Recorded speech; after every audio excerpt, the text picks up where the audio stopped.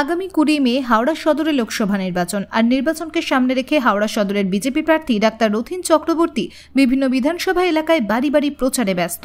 14 April রবিবার হাওড়ার সাঁকরাইল বিধানসভা কেন্দ্রে ভারতীয় জনতা পার্টির সাঁকরাইল বিধানসভার নির্বাচনী কার্যালয়ের উদ্বোধন করেন বিজেপি প্রার্থী ডাক্তার রথীন চক্রবর্তী। এদিনের এই কার্যালয়ের উদ্বোধন অনুষ্ঠানে উপস্থিত ছিলেন বিজেপি হাওড়া সদর জেলার সভাপতি রমাপ্রসাদ ভট্টাচার্য সহ অন্যান্য নেতৃত্বগণ। পরিস্থিতিতে যদি আমরা মোদিজির বুলেট ট্রেনেতে নিজেদেরকে সংযুক্ত না করতে পারি তাহলে কিন্তু আগামী দিন আমরা নিজেদেরকে আরো অরক্ষিত করে রাখবো। কারণ আজকে যে সরকারটি পশ্চিমবঙ্গে এই মুহূর্তে রাজত্ব করছে তারা সেকুলারের নাম করে কোনো একটি বিশেষ দিকে ঢলে আছে, যার ফলে সমস্ত মানুষ সুরক্ষাবিহীন হয়ে গেছে।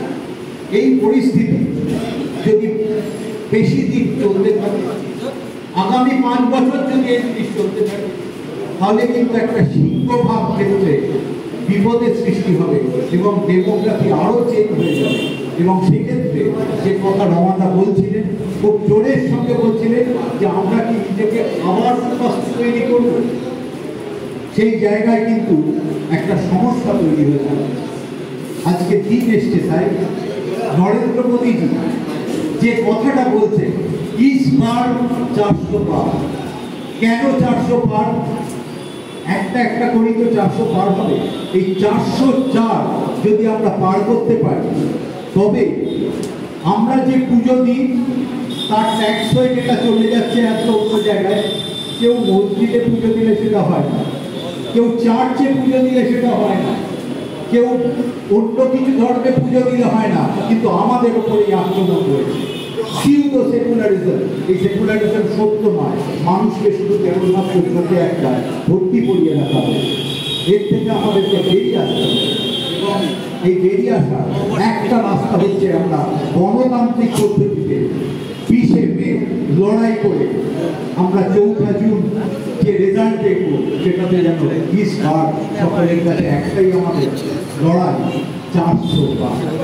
আজকে এই কথা বলে এই যে সাঁকরাইল তার মধ্যে একটা গুরুত্বপূর্ণ ভূমিকা গ্রহণ করে ভারতের, বিশেষ করে হাওড়া 25 সদরে যে নির্বাচনী কার্যালয়ের উদ্বোধনের পর হাওড়া লোকসভা কেন্দ্রের বিজেপি মনোনীত প্রার্থী ডাক্তার রথীন চক্রবর্তী সাঁকরাইলের 2টি বাসন্তী পুজোর মণ্ডপে শুভ উদ্বোধন করেন। প্রথমে বিজেপি প্রার্থী সাঁকরাইলের রঘুদেববাটি ইউথ ক্লাবের 16তম বর্ষের বাসন্তী পুজোর শুভ উদ্বোধন করেন। তিনি দেবী মূর্তিতে পুষ্প নিবেদন করেন। ক্লাবের অঙ্কন প্রতিযোগিতায় অংশগ্রহণকারী বিজয়ীদের হাতে পুরস্কার তুলে দেন। এই ক্লাবের এবারের মণ্ডল ভাবনায় ফুটে উঠেছে চন্দ্রযান 3।